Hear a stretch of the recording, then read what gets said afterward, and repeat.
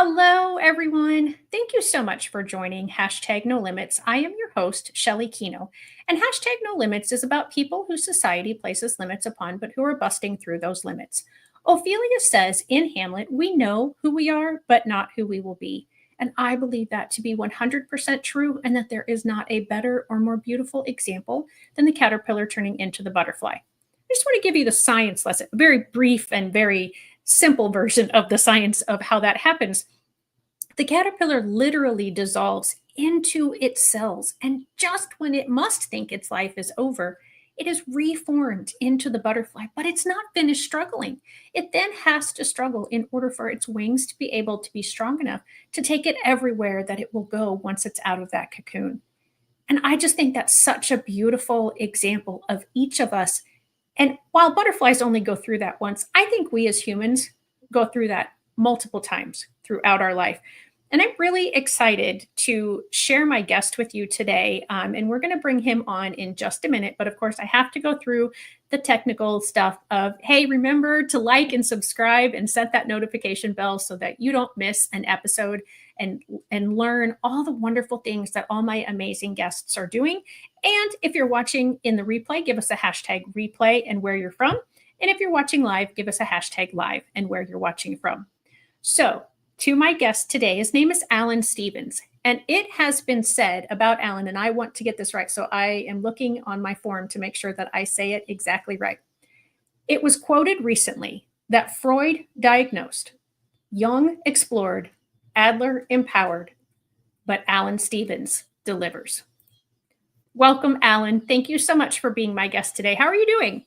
Pretty good, Shelley, and thanks very much for the invitation. I really appreciate it. I'm so excited. Yeah, well, I love the analogy you gave with the butterfly before, the caterpillar, because that's what I look at with the children, and that's what we can do with them, help them to go from the caterpillar into the butterfly. But it's the way in which we do it. Yes, absolutely. And that's why I say, I know it only happens once in a caterpillar's life, but I do really think that it happens multiple times. And I think at any given moment, any one of us is the caterpillar. And we just don't know what's going to happen in our next breath, the next day, next year. And so I just always think having that in mind has helped me as a teacher when I was in the classroom, in the traditional classroom.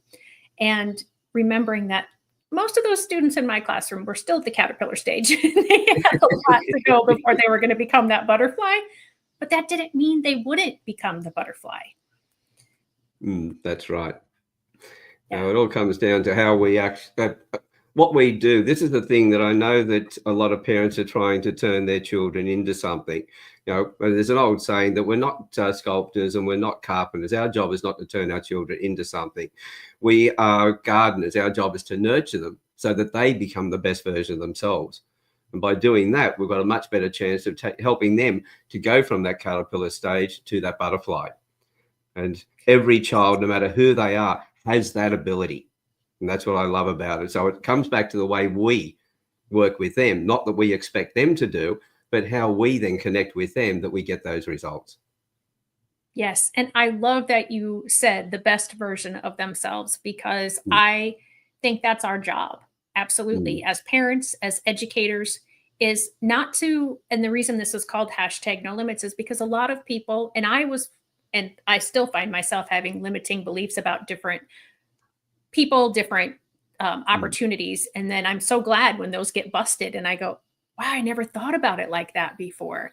But that's what it is. It's a thinking pattern that so many people have of, oh, well, this person is this, and this is all they're ever going to be. When if we say, you know what, this person is this, but let's see if, maybe if they get the right supports, if they get the right encouragement, if they get whatever it is, they can be here.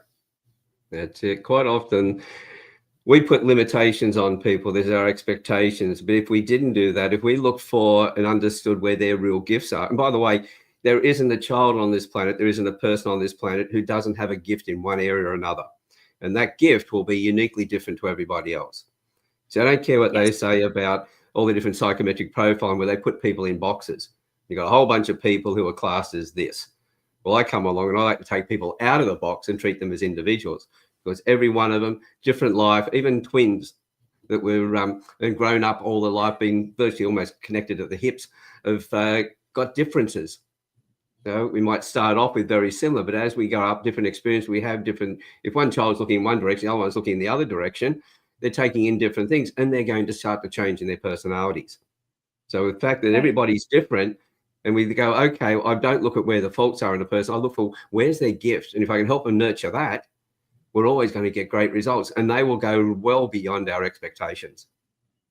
Yes, absolutely. I wish I had like the explosion happy emoji right now, because I am like, oh my gosh, you are speaking words that I have spoken. And I've said this I mean, almost verbatim to what you were saying about even twins are their own individual person. And we cannot expect the same thing from every person. We cannot discipline the same person in exactly the same way and expect the exact result. We cannot encourage each person the same way and expect the exact results. And so that was, I was sitting here thinking, did he like find my presentations for my teachings and my professional development online, and he's pulling my words out of those, because those are the exact words that I teach about when as I said before, when I was in the traditional classroom. I'm not in that setting anymore. I now teach teachers and parents and organizations all about what I understand about behaviors, which I know. And by the way, I haven't really introduced you other than who you are. So would you mind telling the audience who you are, kind of what you do, and what your specialty is? Well, my specialty is in helping people to build stronger relationships. I'm an international profiling and communication specialist, and I'm the creator of the rapid trait profiling system, which just recently has been recognized by all the different empirically proven sciences that it is a science in itself. There's only one other profiling system on the planet which is a scientific-based package, and that is the one that the psychologists and all those forensic counselors, etc., use, which is called the Big Five. So the Big Five and rapid trait profiling are the only two scientifically based profiles out there. It looks at somebody and we see them dynamic in the moment. We can look at somebody, so I'm looking at your face, your facial features give away your personality. I know how you like to think and process. I know how you like to be treated. And if I treat you in that particular way, the end result is you and I are going to connect very well. We're going to be able to build a strong relationship. And if you were working for me, I'd put you in the right position so that you'd be happy in what you're doing. If you're happy in what you're doing, you're more productive. But my focus has been in helping people to build relationships for, oh God, what's it now? The first 50 years of my life, it was trying to create relationships for myself. And after 2 divorces and a lot of broken relationships, I realized I wasn't doing things the right way. And once I started focusing for the last 2.5 decades, helping people to be able to build their relationships and focusing on them, my relationships have improved as well. And because of the dealing with people and realizing what they were going through, I also created a group called the Campfire Project, which is a safe place for men and women from all over the world to be able to come together and share their stories that they've never had the courage to share, even with their family, their counselors, their psychologists, or anybody like that. And they're able to open up and be treated. So I hold their space so that they know that a human being has heard what they've said, or what they're feeling, has been able to see them. And they get a great feeling out of that. And that group now has also been recognized as the gold standard for a group that's inclusive. It's leading the world on fantastic. That. Well, we've had, it's just had our 7th anniversary. It's open to all gender identities, religions, cultures. Everybody gets treated the same in there. And because of that, we've never had any bigotry, sexism, or racism. And not once in those 7 years and over almost 700 hours of conversations have we ever had anybody disrespectful to anybody else. Wow. And that's something Can I'm you really... teach the entire world to do that? Well, the beautiful part of it is I don't have to teach anyone. The people who are coming in, they have to answer 2 questions to get into the group. And the 2 questions are pretty much the same question, but rephrased. And they just, will you respect everyone? And when people said to me, why did you ask the same question twice? I went, there's your 2 chances. You don't get a third. So people knew zero tolerance to any abuse or any disrespect. Right. And everybody realized, my God, that means if I answer those questions and come into the group, I'm safe as well. And so they recognized this was for their safety that they answer those, not just everybody else's. And the respect that the men and women have got for each other. And by the way, we have one-on-one conversations where they tell their stories. We have panel discussions where they talk about whatever issues that they want to talk about. We might have 4 people on screen, or we've even had 6 on screen. We've talked about masculinity, femininity. We've talked about drugs, alcohol. When the women that came into the group, because they had women in the group from day one. So the men could actually speak. The women could listen to how had they talked. And then I waited for the women because I knew the women would then like to step in and also join us. So we've had, as I said, close to 700 hours of conversations. We've talked about menstruation, menopause, does size matter in the bedroom? Every conversation that somebody wants to talk about, we'll talk about. And in all of that, we've never had any disrespect. And that's what I'm really proud of those people, because they came in, they wanted a safe place, and they're the ones that have made the group what it is.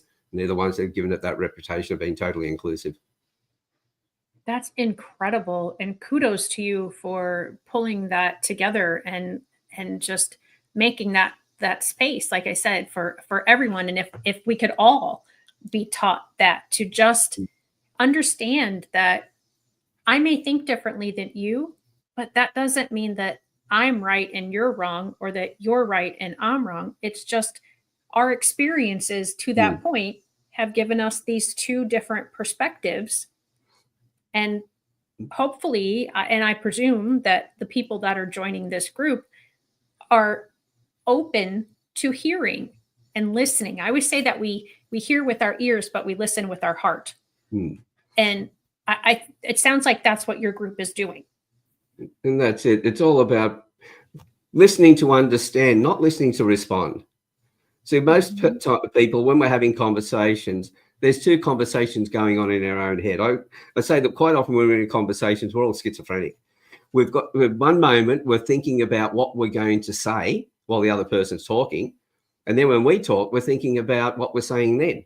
So we're planning it while they're talking and then speaking it and thinking about it when we're talking. So the end result is we're not listening to the other person. But when I have these conversations with somebody, when I first started, I'd introduce them. We'd record it like this. We'd be sitting side by side on screen.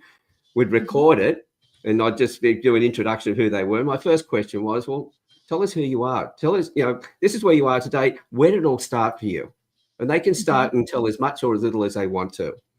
And at that point, I don't need to say any more, because as they start to talk, I can see their unconscious mind is finally talking to their conscious mind, and they're listening. I'm not going to interrupt that, because they're now getting the best therapy they can in the world, and that's coming from them. And after an hour or so, they walk away from that and they say, oh, that's the best therapy I've ever had. And I said, well, if you want to thank the therapist, get off the call, go look in the mirror and say thank you to yourself, because you finally started listening. Your unconscious mind's been screaming all this time. That's why you've had all these illnesses and all this stress and anxiety. But now you've realized that listening to yourself, everything's changed for you. And those people, come in, love that. And then what I love the most is when men and women are on screen together talking to each other, total respect. But I've also caught them talking about each other when the other one's not there, and it's been with total respect. The way they talk face to face is the same when the person's not there. That's the part I love about this, because people just really, their hearts come out. They really want to be able to connect with people. They find that finally, I thought I was on my own with the problems I've had, because everybody's got problems or all had issues. As a profiler, I know that everybody has suffered or insecure in some way. Everybody wears a mask. Everybody pretends they're not wearing a mask. And at the same time, we're also a combination of all those, they say, our childhood rewards and sufferings.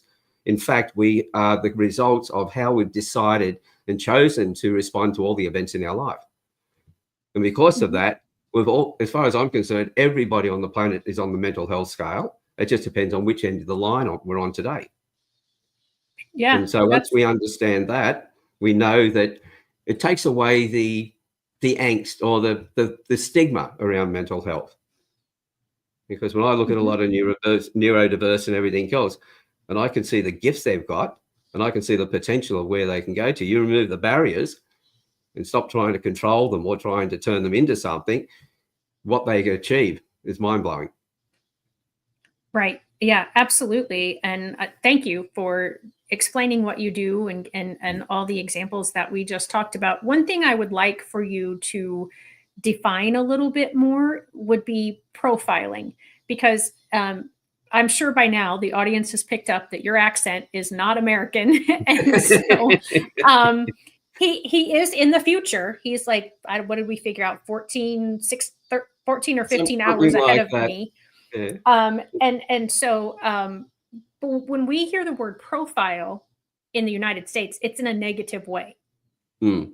So would you explain a little bit about what that word means to you and what you do?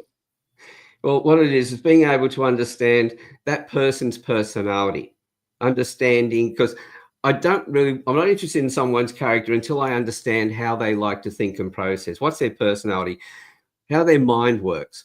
And so by looking at someone's face, your facial features tell me that. We have two sets of sides of our personality. We have our nature and we have our nurture. The nature of the traits that we're born with, that were passed down from our parents.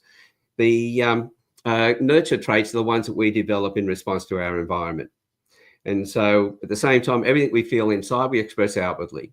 Our brain controls the muscle movements on our face. So the end result is that when you're thinking and processing, you're going to pull expressions over and over that create ridges and crevices on the face, which are the nurture traits, the ones that we develop over time. If I can see the traits that you have, I can then know what sort of a life you've been through, how tough has it been, what's the best way for me to talk to you, how much information do you need? I know that you like the overview first of all, so I'm not going to bombard you with a lot of information. And I know that once you've made your decision, you just want the best way to do it, get the hell out of the way and let me get it done. So I know that I'm not going to give you all these possible and go into all the options.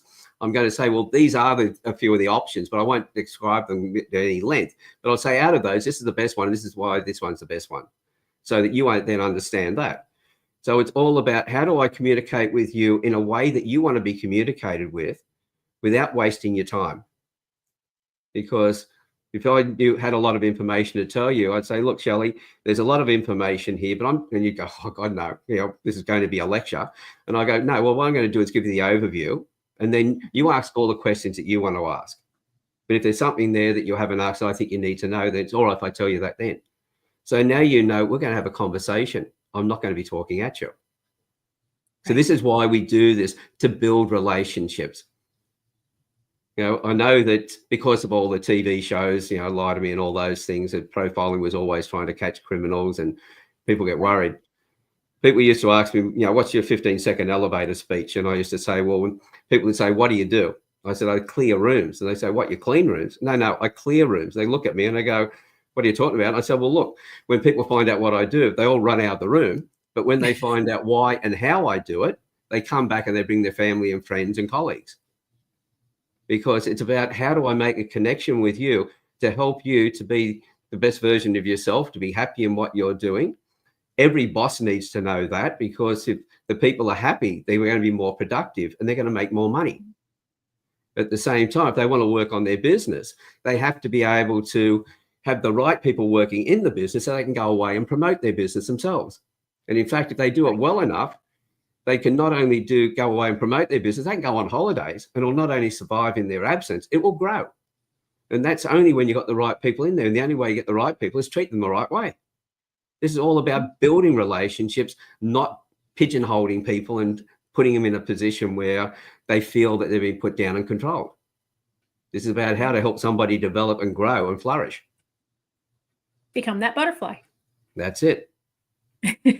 So what do you say to people that they think they want to do a certain style of job or do it a certain way, but that's not really the best for them? I feel like there are so many people that are in jobs, and I say that kind of negative, like it's a job, it's a way to a paycheck. It's just, I'm not happy here. I just go here every day and, do what these people ask me to do. I don't enjoy it, but I get it done.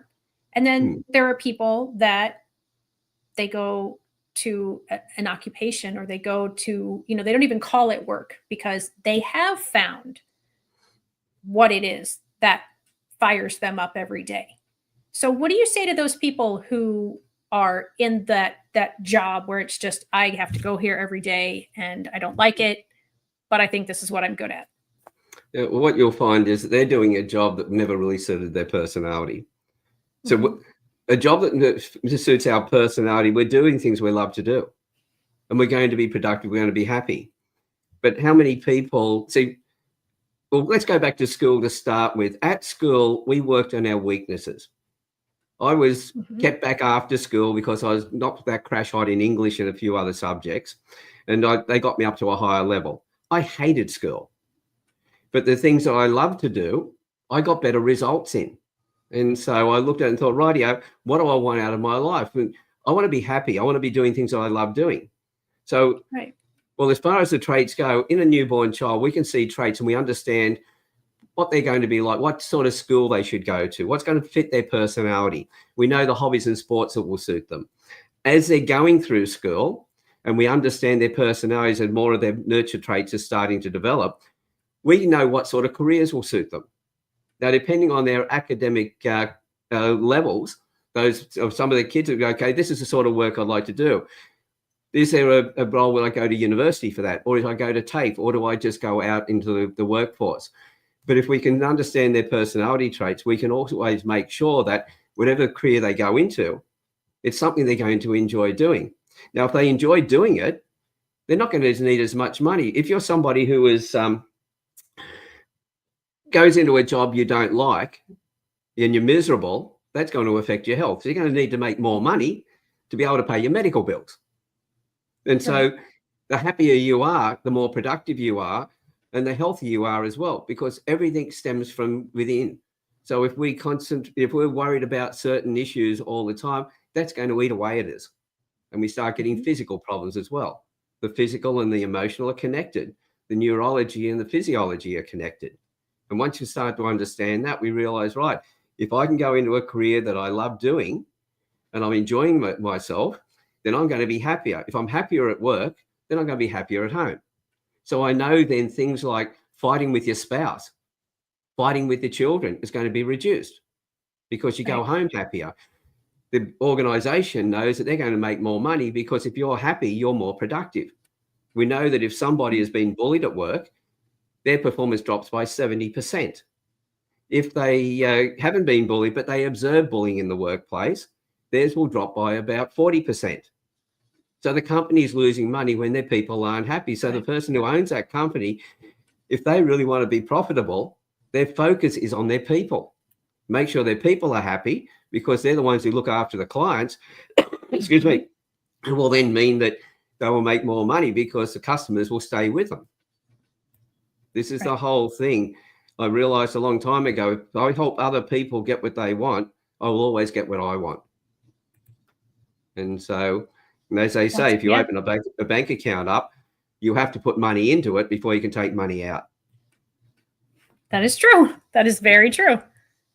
And I think a lot of people don't really think about that. And they just go about life and just think, this is all there is. This is all, either this is the only job that was available to me, or this is, this is all that I can do, or this is all that I'm good at. I know there's all these personality tests and I guess that's the right word to describe them. Yeah. How do you feel about those compared to what you do? Well, I used to work with Myers-Briggs, DISC, Enneagrams, and a few other programs back in the 80s. That's where I started with them. Where everything changed for me was, funny enough, after my second divorce. So in the 70s, I started with body language. In the 80s, psychometric profiling. In the 90s, I got my NLP masters, etc. In the early 2000s, there was a company that taught currency trading. They asked me to come in because none of their students were making money, even though they had one of the best instructors. He was a fantastic instructor and he was a very qualified and successful trader as well. But they still weren't making money. So I put people through Myers-Briggs and DISC profiling sessions. When they went live, they weren't matching their personality. So the problem with those, whenever you answer questions, there's self-reporting. You will always answer in a way in which you're thinking, well, how are people going to see me? So I get enough of that as well. People, when they find out what I do, straight away are worried about what I'm seeing. And so this is why if they answer the questions themselves, they're going to try and second guess that. And if they do a questionnaire right now in this particular role, in another part of their life. So at work, they may come in as somebody who's very controlling and very demanding, etc. So put him in a leadership role. At home, they're subservient. And what actually, we know that somebody who's been bullied will bully others to feel better. So if they might be operating that way at work because of the way they're treated at home. They're static. It's in that situation. When you're looking at someone's face, and I look at you and I go, right, tell me a situation. Okay, I know how you'll operate in that. Okay, here's another situation. I can see how you'll operate in that straight away. It's dynamic. And that's one of the things, and at the same time, using the other systems, if I'm emotional and I'm reading you, then I'm going to make judgments based on that. So it's going to be judgmental. It's not going to be a judgment. Whereas if I'm looking at facial features, etc., doesn't matter if I'm happy or sad, my emotions have nothing to do with it. And your emotions have nothing to come back and impact on me because I'm not asking you questions. I've already got your personality from your facial features. I've got that from your photograph. And how powerful this is. I've got a business coach in Perth. He sent me 5 photographs of the way I wanted them taken. I sent him a 45-minute audio back talking about what I could see in his traits, how they work together, because one trait doesn't define you. It's a combination of traits. But I explained each trait, and then I explained how they work together in different situations in coaching, how he could use that to his benefit and how people saw him. That was when he told me before he took on that role. In his previous career, he was an undercover narcotics agent for 2 decades. He'd used skills that he believed were up to 95% accurate. As he said, if they hadn't been, he wouldn't be alive today. But the end result was what I put in that audio, as he said, not only matched, but nuanced everything he could learn about himself in those 2 decades. Wow. That's the power of this. And at that point, of course, he then went, okay, what's the next step? Can I do the master course? Because he realized that this helped him to understand himself. He understood how other people saw him. Because when we look at ourselves, we go, we're the center of the world, of our world. Everybody else is either left or right of us. But what we need to know is, where do they see us on that world scale? So if I had somebody in the room and had 100 people and they just talked about that person, they'll all give you a different result on what they think of that person. They go through my training, and next thing you know, we profile one person, 100 people will come up with the same profile because they see where that person is on the world scale. And they all then know how much they need to change the way they like to be spoken to match the way the other person needs to be spoken to. So the facial features give you that foundation. That's the most solid part of the whole process. This is what gives it power over even FBI profilers who are all looking at the behavior. This gives you the foundation to go, okay, this is how they do think and process. But then I've got the feedback from their body language and their emotion, the expressions on their face that will give me the feedback. So first of all, you've got the facial features that tell you the person's personality. Then you know how to change the words to speak to them. But then you go, okay, how do I deliver those words? So the paralanguage comes in. And then we've got, the breathing, the way, the tone and all the rest of it. Then we've got the feedback from the body language and the micro expressions, little twitches on the face. There's tell us, did we read them right? Is there something emotionally going on? And are they telling the truth? But I don't use that last part as a lie detector. I use it as truth seeker. Because if someone's not telling me the truth, what is the reason for it? Is it they feel, they've been through a tough life and everything else, and they're worried about what other people think of them? Well, what I do, if I can connect with them, they'll find out what I think about them, and it'll be much higher than what they think about themselves. They always walk away feeling that they've been respected, they've been understood. In a lot of cases, people have said to me, nobody ever understood me in that way before. They felt naked that I could actually see them at that level, but they felt really happy because they were looking a lot better than what they thought of themselves in the first place. Right. So that is incredible. It's not just the profiling. This is the thing, the words we use. If I said, I've got a couple in front of me and they both say that in their relationship, loyalty is the most important thing. You ask one of them what loyalty means to them, I guarantee it'll be different to what the other one says. This is the problem. We get caught up on the words instead of going, okay, the person's this, well, what does that mean? Right. Yes. Again, I feel like you have been in my head And in my presentations, and like everything that I have put out on social media and conversations that I've had, because so much of what you are saying, you're saying a little bit differently. Like you said, you're using the words a little bit different, but the concept is the same. And I tell people this, here in the United States, I do a lot of reading over, they're called individual education programs, which is the document that drives our special education. And so often kids will have behavioral goals of being respectful. And I ask them, what does that mean? Well, it means to be kind. What does that mean?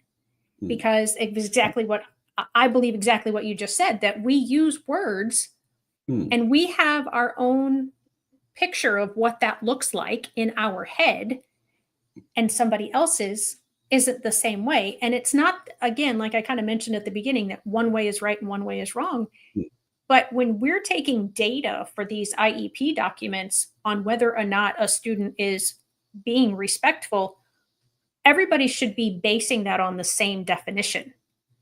So if you want whatever your team decides is the definition of respectful, that needs to be written into the document, because otherwise kids aren't reaching their goals, or they're losing, points or tokens on their daily behavioral sheets, because one teacher's definition of respect and another teacher's definition of respect is different. So they're not looking at it the same way. I hate to say judgment, but they're not judging it the same way. See, I've worked with kids who have called me by my first name, who have joked with me and everything else, and people have said, they're not respectful. I go, yes, they are.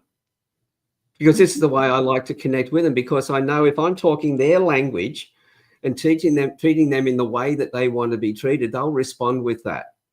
So I know I'm respecting them. So what I'm getting in return is respect.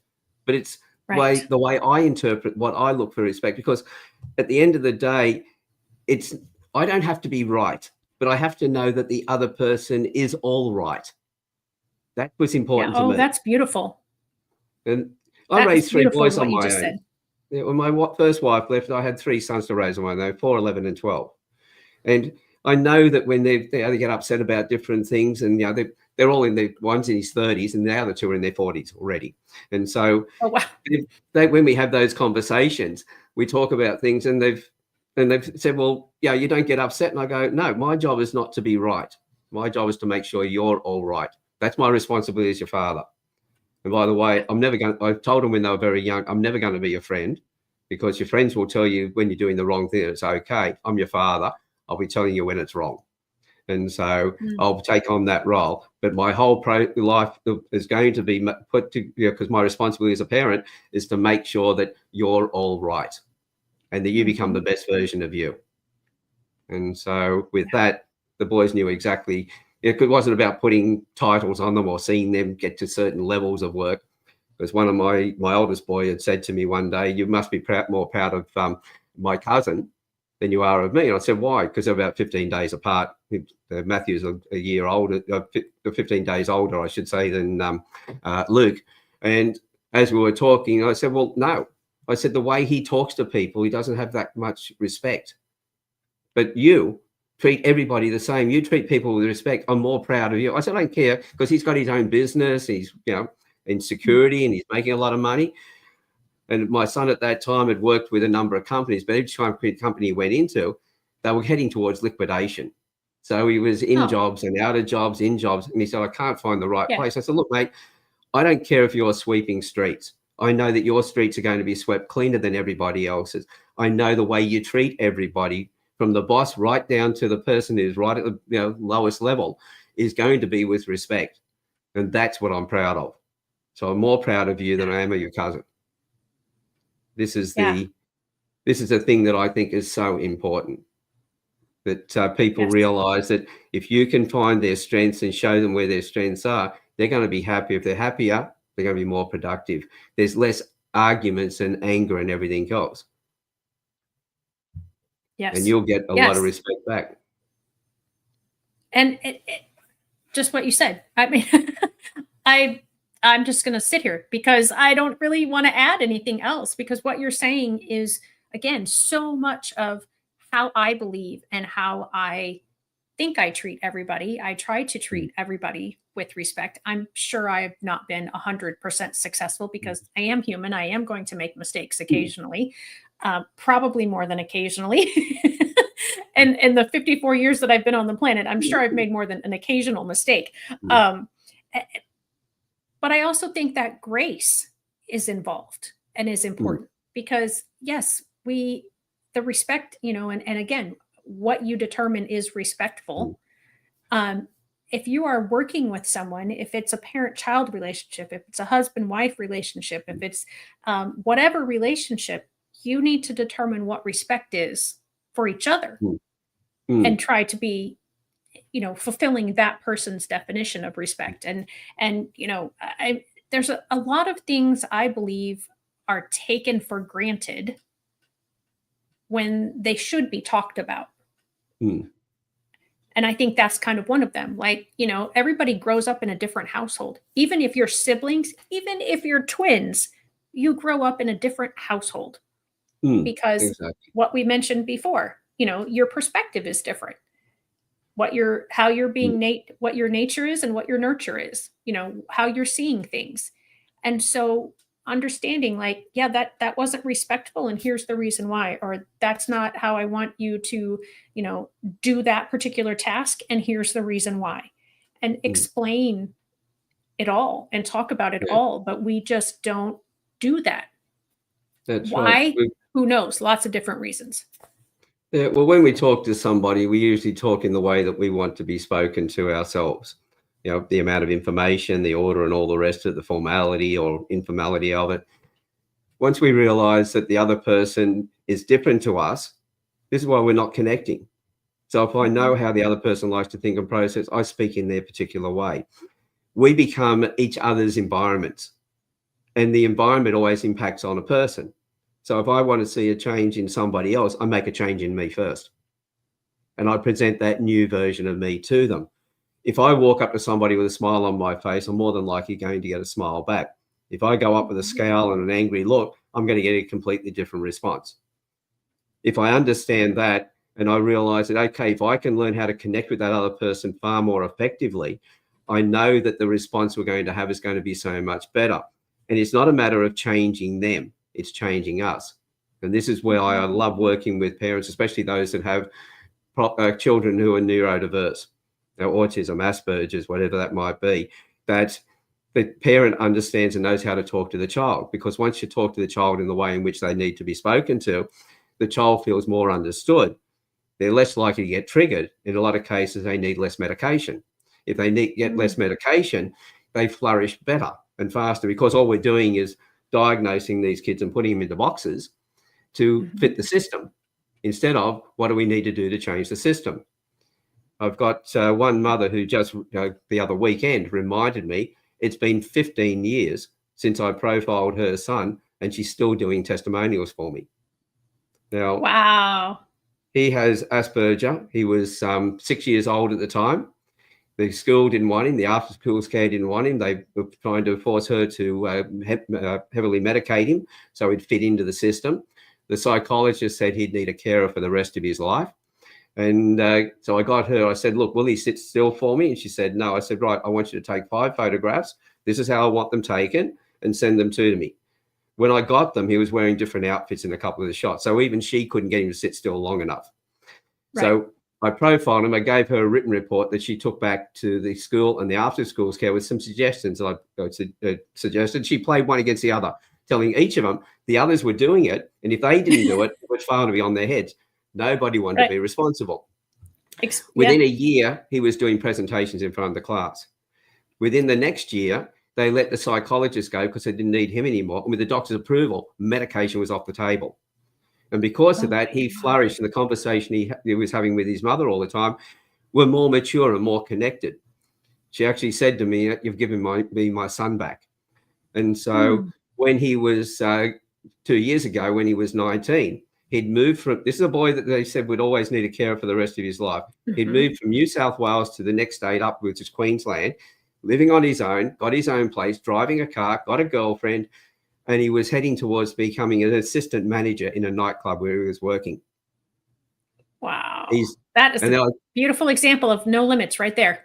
That's exactly right. So I put this, I put a reminder of that out the other day, and so it was she's been doing testimonials for me for 13 years. Next year, I got a phone call from her saying, "Alan, you can't tell Tom." I said, "What are you talking about?" I said, "Did I get it wrong?" And she said, "Yes, you did. He's now 21, and he is the assistant manager in the nightclub." Oh my gosh. This So is the thing. awesome. If we can recognize their abilities, I profiled children there in America for their school teachers and for the parents. Parents have got to be involved, of course. But I teach each party how they like to be spoken to change that to speak to the child the same way.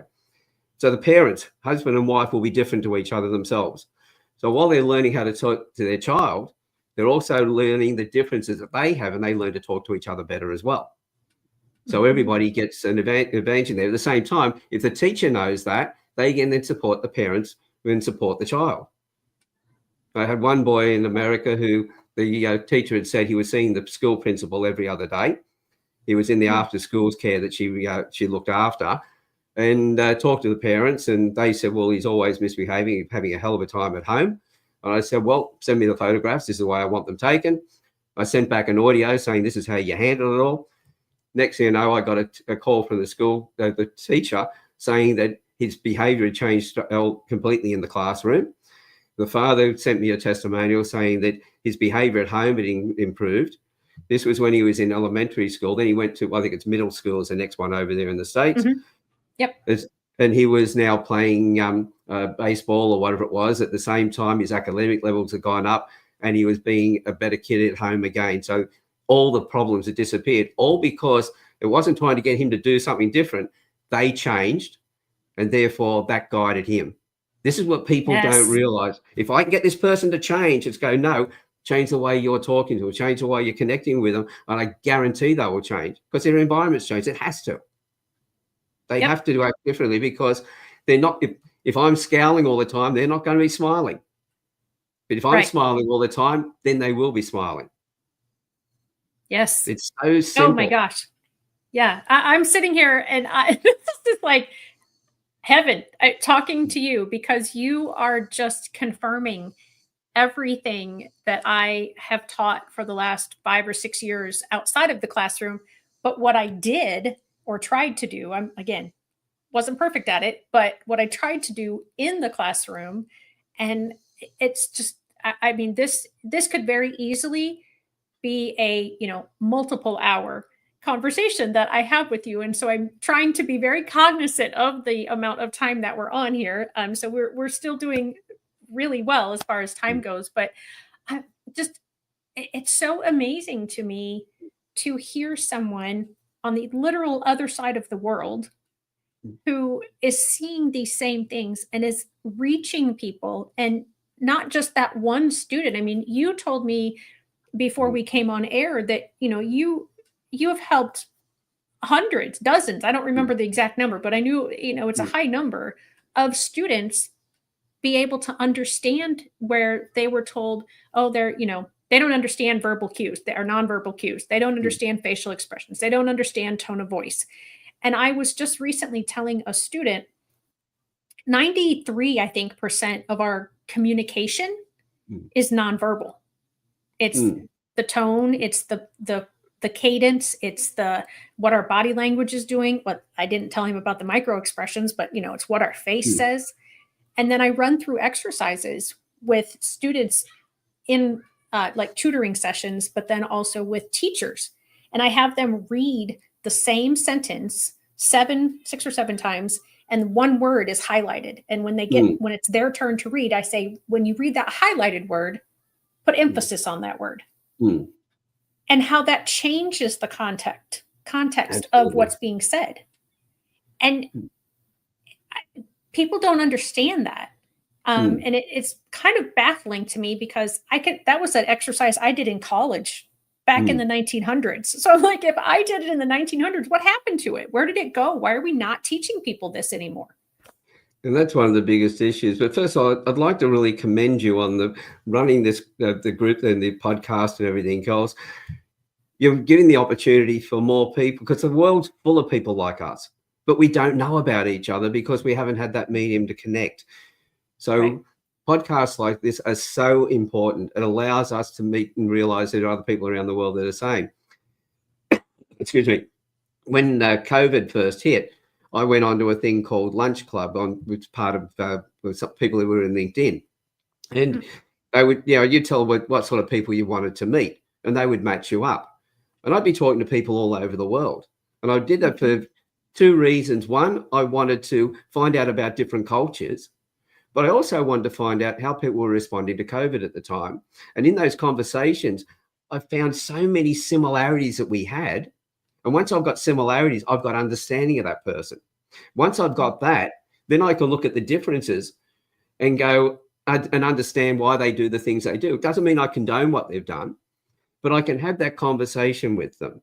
Over the years, I've spoken to people who had been hitmen, who have been involved in all different areas. And I've been able to sit there and have conversations with them and understand why they did what. Definitely didn't condone them, but understood what their pathway, what were the things that nudged them to go down different pathways. Because I look at my own life, as I said, divorced twice, a lot of broken relationships, business partners who empty the bank out. I've worked in just about every industry you can think of. I've been a surf lifesaver as well, and all these little things came up and pushed me down different paths. But I've realized all the way through, and everything I've done in life, it's always been around connections with people, understanding relationships, desire to be able to create relationships, and now helping other people to create relationships. But understanding that what drives us is our desires of what we want to do, but where we have issues is when our personalities clash. I knew in sales, they talked about an 80-20% rule, and they broke the 20% into two 10s. The first 10, even Eskimos will buy ice off you. They would buy snow off you, and that because there's just that connection in the personalities. At the far end, they wouldn't buy a fire extinguisher off you if they were on fire, because the personalities are so different. And in between, there's a sliding scale.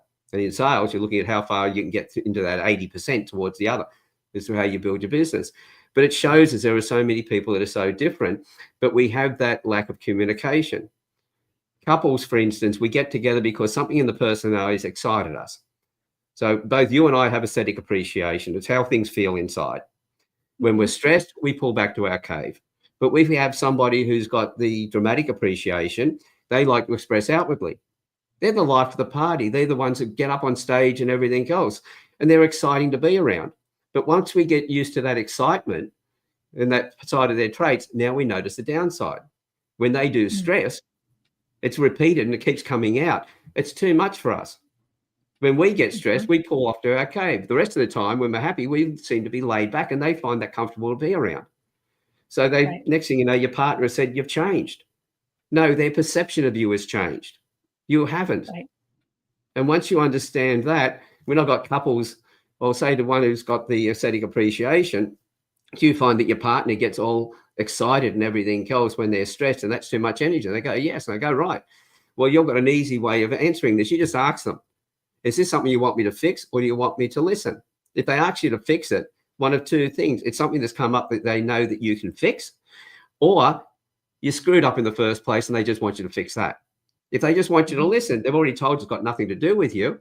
Do you care about your partner? Yes, I do. Okay, hold their space. Just be there for them. Because once they get it out, it's gone. In your case, they'll say to their partner, if your partner's gone quiet and you're worried about what's going on, then just ask them, is it anything to do with me? No, it's not. Is there anything I can do to help? No, it's not. Okay, I know you need to work on this on your own, so I'm going to leave you alone to do that. But so your partner then knows you haven't just given up. When you get it to a point where you come back and talk about it, you can come back and explain it because I care. So both partners, now that one knows they got the support of the other when they need to vent. The other one knows that the other partner will give them space when they need to work on a problem themselves. That brings them back together. Next thing you know, they spice back in the relationship. This is marriage counseling 101 and done in 5 minutes. Right. You go to therapy for week after week and that, looking at all the problems you had in the past and dwelling more on that. You just go straight back to the thing that attracted you in the first place and bang, you got that relationship back again. Yeah. So this is quite funny when I'm helping parents with their children. They say, oh, we've got problems with our kid. And I go, okay, we'll do that. I know looking at them, there's going to be a big change in the way they treat each other. And when they're happier, that impacts on the child as well. Yes. Yeah, See, absolutely. And I think, I think parents don't realize how much of how they treat one another, how they treat the child, what they say about the child to each other affects the child. Yeah. Well, if you're putting down your ex-partner, for instance, then the end result is you're telling your children half of them is no good, because their DNA came from both parties, both parents. Right. Now, at that point, you may feel that you're winning because you're alienating your kids from your ex-partner. But the end result is, over time, those kids will resent you. You will lose their respect completely. It's a slow way to damage your own relationship with the kids. To have anger for somebody else is like taking poison and hoping they will die. It doesn't happen. You're the one who's going to get the effect of it. And this is the thing. I realized that when my first wife left and I had the 3 boys to raise on my own, I knew that I had to get her to have more involvement with the boys for 2 reasons. One, that they would then be able to, if they respected their mother, they would respect women in their lives. And at the same time, I knew that if I was bagging her, that would affect my relationship with them. The end result, I remember when the oldest boy was 18 years old, he was at the door heading off to school. He stopped, turned around. He said, I just wanted to let you know, I've been talking to my brothers and we think we're lucky to have you. And I went, what? I said, your mother and I are separated. And he said, yeah, but I can go to her place and we're here. There's no arguments. Neither of you are whinging about the other one. There's no, we've got 2 houses that we're happy to go to. I said, well, what about all your mates? They're all got parents at home. And he said, well, you haven't noticed that after school there's 15 kids here because they don't want to go home because parents are always arguing. And that's when I realized that. And first of all, my first wife didn't have much to do with the boys at first, but I made sure that she spent some more time with them. And I knew that they needed that connection to be able to grow and mature. And that was quite important. So when she came to me one day, she said, well, because when I got married the second time, my youngest boy moved out and lived back with her, and he was about 16 at the time. I'd take him out camping and he'd go back respectful for a week or 2, and then he'd start fighting with her again. I'd take him out bush and we're going through this cycle. And she said, well, look, what can you do about this? And I said, well, my job will be to help him. I'll help make sure that you get their respect. But once you get that respect, your job is to keep it, because I'm not coming back and trying to recover that again. And the whole thing was, if he didn't respect his mother, then that was going to be a problem. But his older brothers, who are now living out on their own, they were watching this as well. But their mates were also watching everything that was going on. So not only did it impact on my sons, it impacted on all their friends. And that was why there was always 15 kids in my house after school. And because of that, so I realized at that point, you have to put the others first. And when you're putting the others first, you're also putting yourself. If I lift people up, then I'm also lifting me up at the same time. I've never put anybody on a pedestal. I've always lifted myself at the same time, because of, if I see something good in them, that must be in me as well. This is what people don't realize. They look at someone and think, oh, I wish I could be like them. Well, if you wish you could be like them, I guarantee you'll have that in you as well. You just need to recognize it. That's good.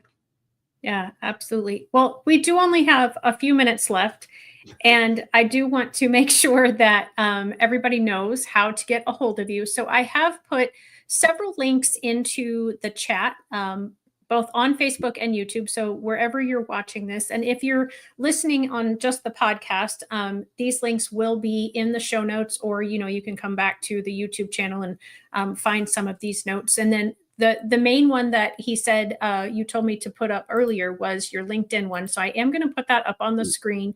And it's the linkedin.com/in/reading faces. And once you get there, you'll get lots of other information and all the other, he's on. I mean, I used to think I was on a lot of social media until I got your list. And I mean, I'm not on hardly anything compared to that list. But I did try to put several of those, as I said, into the chat section. And then also I want to put up your website, which is just www.alanstevens.com.au. You've, again, probably picked up on his accent. He is from Australia. And he's also mentioned it a few times where, the Queensland. And so Alan is ALANSTEVENS. So again, just check the comments, check the show notes from the podcast, and go find him.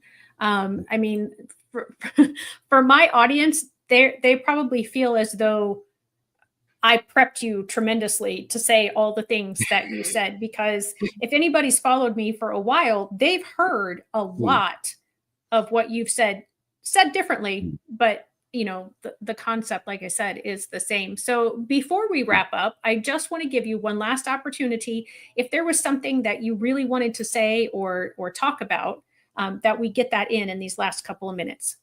Not a problem. Very first, on the website when I went through the www, if that doesn't work, take that out. So HTTPS, etc.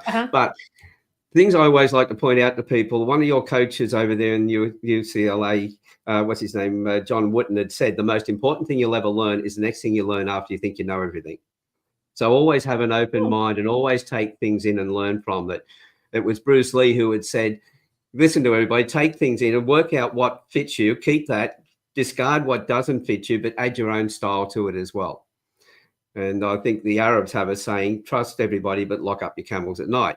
So putting all that together, I always say, right, listen to everybody, take everything in, work out what works for you, but assess everything for you. Everything I've talked about today, anything you see on my website or anything else, test it for yourself.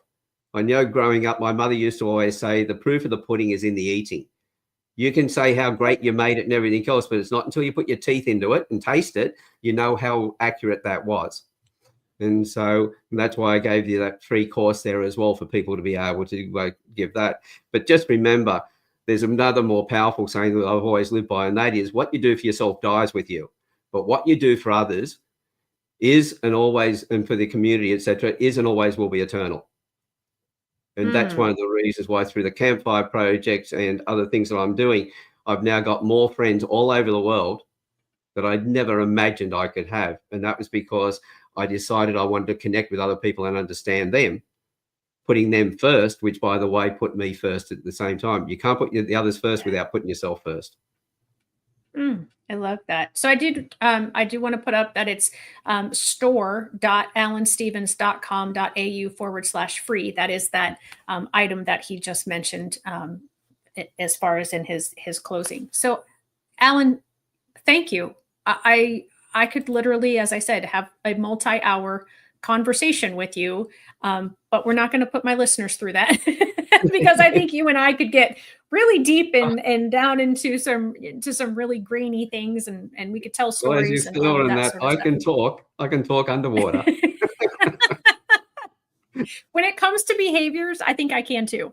And probably other people would say, yeah, she never shuts up about behaviors. But thank you so much again for being my guest today. It has been a true pleasure and an honor for you to be here.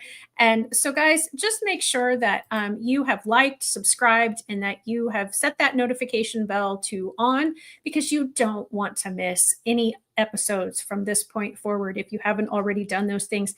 Today was a tremendous episode, and all of my episodes have amazing qualities. They don't all talk about exactly the same thing, other than we know who we are, but not who we will be, and to bust through those limits. Have a great week. I will see you next time. Bye-bye.